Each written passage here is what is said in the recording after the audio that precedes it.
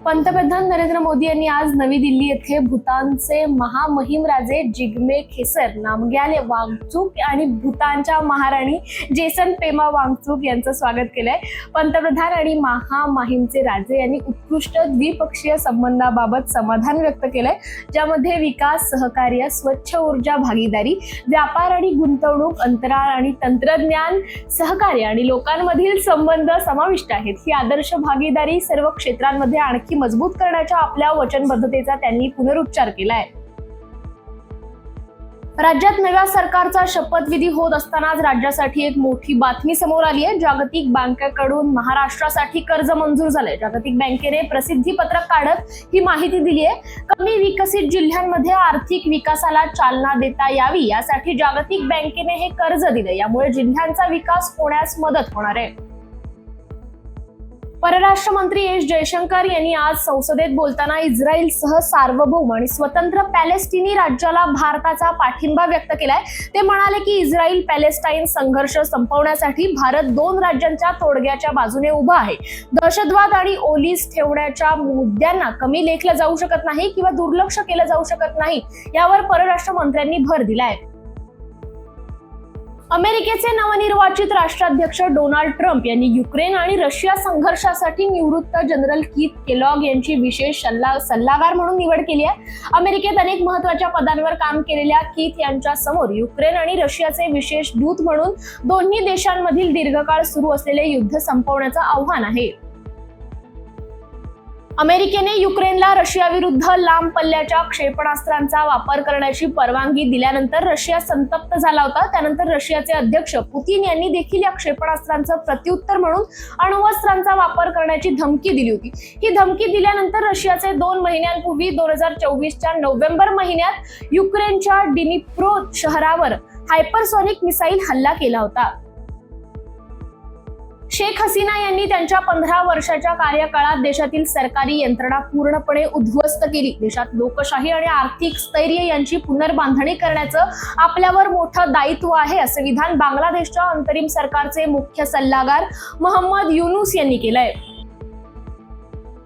सर्वोच्च न्यायालयाचे माजी न्यायमूर्ती RF नरीमन यांनी नुकतंच देशातील मशिदी आणि दर्ग्यांच्या विरोधात दाखल होणाऱ्या विविध खटल्यांमुळे चिंता व्यक्त केली आहे। या प्रकारामुळे देशात धार्मिक आणि जातीय तणाव निर्माण होत असल्याचं त्यांनी म्हटलंय। या अशा खटल्यांना आळा घालण्यासाठी त्यांनी प्रार्थनास्थळे कायदा 1991 लागू करण्याचं आवाहन केलंय। आगामी सिंहस्थ कुंभमेळ्यात शहरातील कायदा आणि सुव्यवस्था अबाधित राखण्यासाठी शहर पोलिसांनी नियोजन सुरू केलंय। त्याचाच भाग म्हणून शहर पोलिसांनी जिल्हाधिकाऱ्यांकडे 1112 कोटी रुपयांचा आर्थिक आराखडा सादर केलाय। बांगलादेशाने पश्चिम बंगालला लागून असलेल्या सीमेवर तुर्की निर्मित ड्रोन तैनात केल्याच्या वृत्ताच्या पार्श्वभूमीवर भारताने बांगलादेश सीमेवर पाळत वाढवली आहे। शेख हसीना यांच्या नेतृत्वाखालील अवामी लीग सरकार कोसळल्यानंतर सीमा भागात दहशतवादी कारवायांमध्ये वाढ होत असल्याचे संकेत गुप्तचर माहितीच्या आधारे देण्यात आले आहेत। अमेरिकेतील उत्तर कॅलिफोर्नियामध्ये भूकंपाचे जोरदार झटके जाणवले असून त्यानंतर अधिकाऱ्यांनी सुनामीचा इशारा जारी केलाय। पॅसिफिक महासागरात स्थित कोस्टल हम्बोल्ट काउंटीमधील फंड्रेल या लहान शहराजवळ सकाळी भूकंप झाला। यानंतर भूकंपाचे हलके धक्केही जाणवले, त्यामुळे नागरिकांमध्ये भीतीचं वातावरण निर्माण झालंय। युनायटेड स्टेट जिओलॉजिकल सर्व्हेने भूकंपाची पुष्टी केली आहे।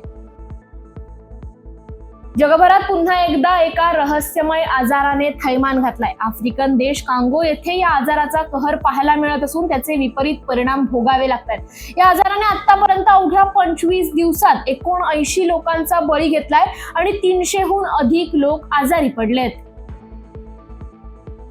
कर्नाटकच्या समायरा हल्लूर हिनं इतिहास घडवलाय। समायरा 18व्या वर्षी पायलट बनलीये। ती भारताची सर्वात तरुण कमर्शियल पायलट बनलीये। समायरा ही व्यावसायिक अमीन हुल्लूर यांची लेक आहे। तिने कमर्शियल पायलट लायसन्स देखील मिळवलंय, त्यामुळे ती हे लायसन्स मिळवणारी भारतातील सर्वात तरुण पायलट बनली आहे। इस्रायल सोबतच्या तणावादरम्यान इराणचा अवकाशात यशस्वी प्रक्षेपणाचा दावा। तेहरान बॅलिस्टिक क्षेपणास्त्रे वाढवण्यात व्यस्त असलेल्या इस्रायल सोबत सुरू असलेल्या तणावादरम्यान इराणने अंतराळात यशस्वी प्रक्षेपण केल्याचा दावा करून शत्रूंना मोठं आव्हान दिलंय। अखेर ICC चॅम्पियन्स ट्रॉफी हायब्रिड मॉडेलवरच खेळवली जाणार आहे. गेले अनेक दिवस वादात अडकलेल्या चॅम्पियन्स ट्रॉफीच्या आयोजनाचा मार्ग ICC ने मोकळा केलाय. त्यामुळे भारत आपले साखळी सामने पाकिस्तान बाहेर खेळणार असल्याचं निश्चित झालंय. त्यामुळे येत्या 2 दिवसात चॅम्पियन्स ट्रॉफीचा नवा कार्यक्रम ICC जाहीर करणार आहे. आमिर खान केवळ चांगल्या ऑफबीट चित्रपटांमध्येच काम करत नाही, तर अशा चित्रपटांची निर्मितीही करतो. या वर्षी प्रदर्शित झालेल्या किरण राव दिग्दर्शित लापता लेडीज या चित्रपटाचाही तो निर्माता होता. लापता लेडीज ही ऑस्करसाठी भारताची अधिकृत प्रवेशिका म्हणून पाठवण्यात आली. यातच आमिर खानने एका मुलाखतीत ऑस्कर जिंकण्याची आशा व्यक्त केली आहे.